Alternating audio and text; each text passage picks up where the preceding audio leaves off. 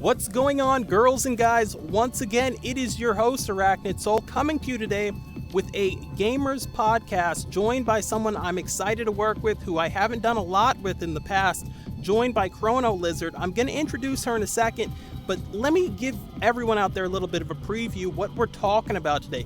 We're talking about solo gameplay versus multiplayer. We're going to touch on all sorts of different topics. We want to hear from you in the comment section, so leave your comments, leave the like, follow me on Twitter at Arachnid Soul, and my guest who I'm about to introduce has all of her information in the description. My guest today is Chrono Lizard. Chrono Lizard, what's going on? Yo, just chilling out and talking to you, basically. Awesome.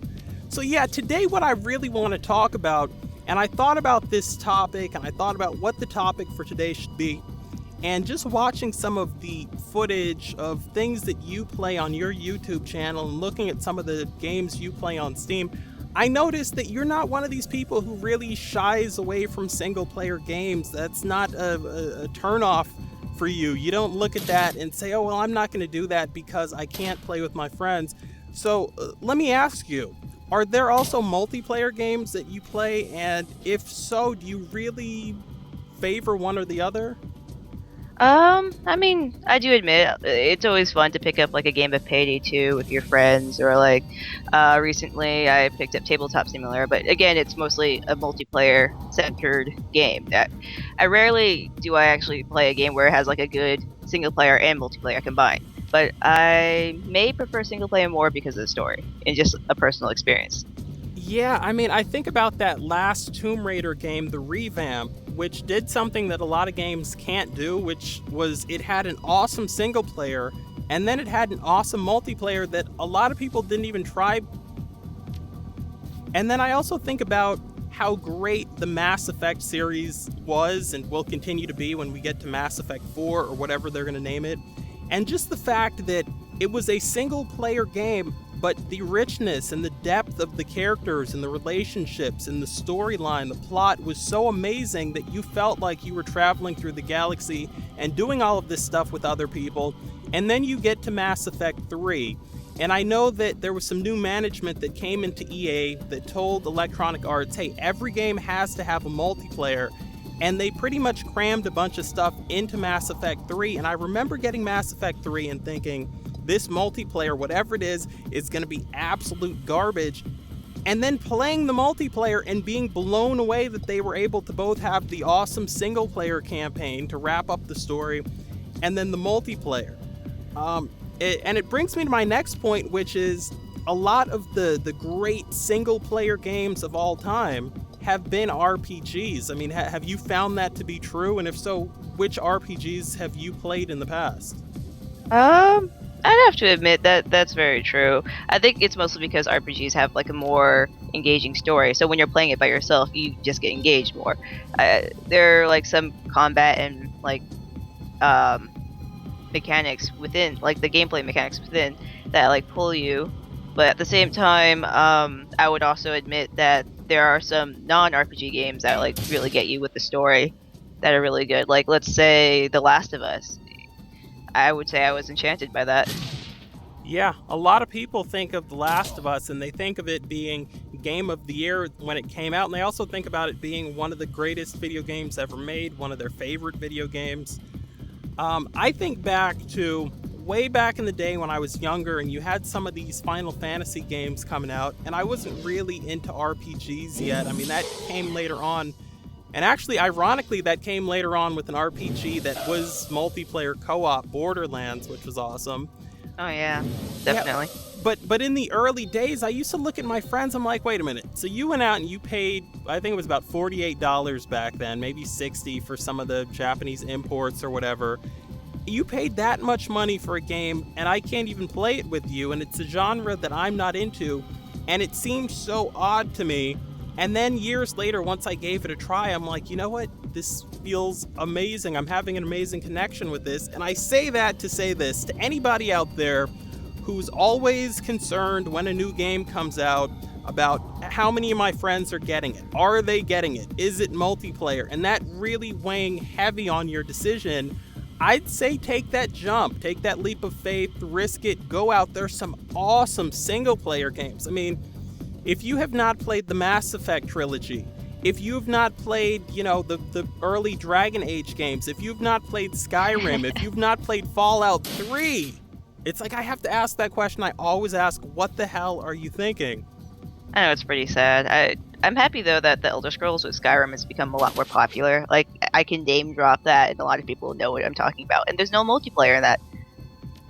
Yeah. I liked how you said like the early Dragon Age ages. Well, yeah. Again, it's the same thing with EA. They're like, well, we have to cram multiplayer in there, and I understand you cram multiplayer in there. And this is another topic for another day. But games are pretty much sold two ways now. It's like a 1-2 boxing combination. The first thing is flashy graphics, empty promises, and trailers and cutscenes that we're going to send out to the public. So they buy these games early and they pre-order them.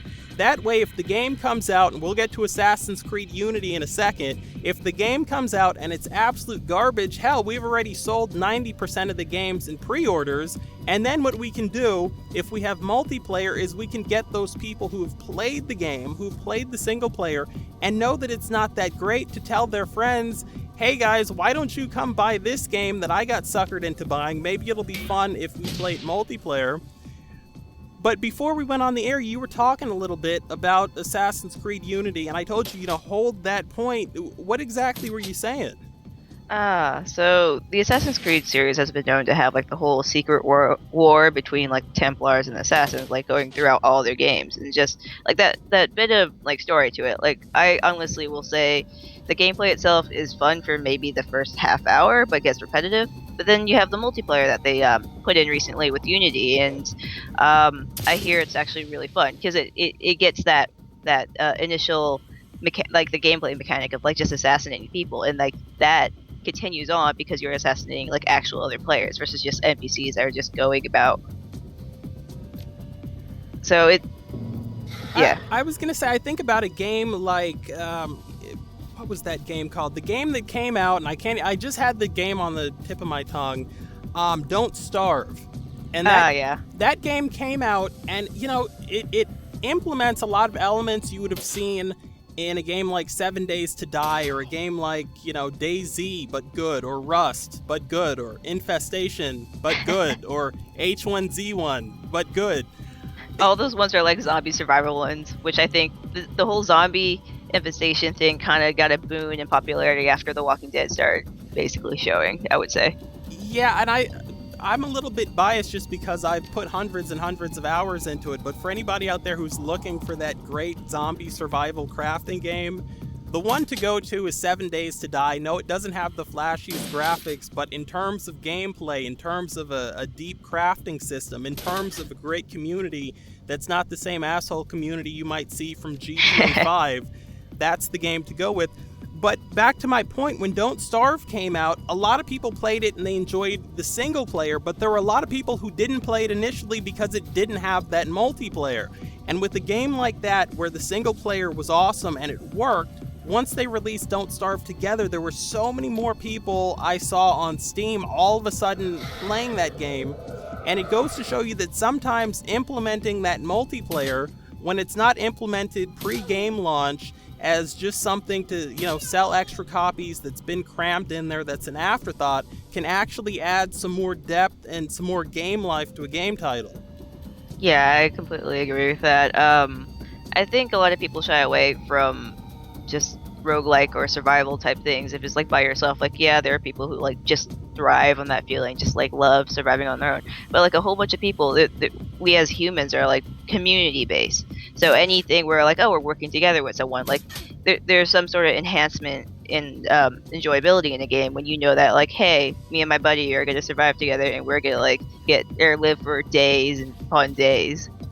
Right. And I also think about the fact that with certain games, people who play Minecraft, for example, just to think about another game that's multiplayer that's, wildly successful, but also very enjoyable in single player, when you play with different people, they have their little different tips and tricks, and you learn things that you didn't know. You're like, hey, I didn't know that I could, boiled toilet water in 7 Days to Die, and if I boiled it in a bottle, I could drink it, and just all these little odds and ends that you pick up. Let's talk about the fact that at the time we're recording this, I mean, there have been some new consoles that have launched. You have the Wii U, despite the fact that, to a lot of people, it's in witness protection. What? If you said to a lot of people, hey, do you have the Wii U? They'd be like, oh yeah, the Nintendo Wii, yeah, I bought that in 2006. No, the Wii U. They're like, what is that, like a handheld thing that goes with it? They have no idea.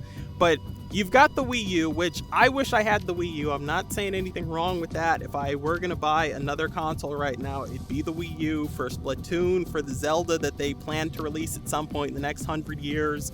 For Mario Kart 9 and 10, which will be out at some point, and for whichever adventure Yoshi's doing with yarn balls now. But you got the Wii U, you've got the Xbox One, you've got the PlayStation 4, and I think what they're starting to do with the indie developers is they're starting to put out more single-player games, and meanwhile the AAA games have that multiplayer. The problem is when you look at the consoles and you look at their stores, the Xbox Live Arcade, PSN, as opposed to Steam, Steam will, on the main page, have AAA titles and then indie titles, then AAA and then indie, and it scrolls across your screen. So you're going to get that richness and that variety of single player and multiplayer, whereas I feel like on the consoles, they really do push you towards multiplayer, and I think they push you towards it because they figure that's what they've sold you. You'll be more likely to buy it. Also, there's DLC they're going to release, and if you buy it, your friends have to buy it, even though, hey, Payday 2, which you referenced earlier, Liz, does have a feature where if only one person buys the multiplayer, everybody can play on that map. So game makers, we're not falling for that one anymore. Yeah, the Payday 2 guy, or Overkill, is just amazing in that they allow that whole thing. It's a big throwback to like how I felt towards couch co-op, where you have your friend that has all the content there and you're able to play, which is awesome. Yeah, that's what gamers want. They want variety, they want choice, they want that awesome single player, maybe they want that awesome multiplayer if it's not just crammed in there. But at some point, the game developers have to realize, and the publishers, I think, even more than the game developers, have to realize, stop nickel and diming us with this DLC. The stuff that you bring out a week after the game comes out, we're not stupid. We don't sit there and think, oh yeah, they didn't have that ready last Tuesday, but now that it's Friday, now it's ready, so we'll pay an extra $30 for it, or we'll pay an extra $900 with the pre-order to get the season pass or whatever. But that's another topic for another day. I think we've done a great job here covering this. Once again, we want to hear from you in the comment section. Liz, any closing thoughts? Enjoy both varieties of single player and multiplayer. Yeah. Yeah, I agree. And we've given you some great options in this podcast. If you've never played single player, there were some great things here. Go back, check them out. Single player, multiplayer, there are great games in both category. Continue the conversation in the comment section. And once again, all of Liz's information is in the description. It has been your host, Arachnid Soul. Follow yours truly on Twitter. Go check out my other videos, and I will catch you girls, guys, and everyone else in between later.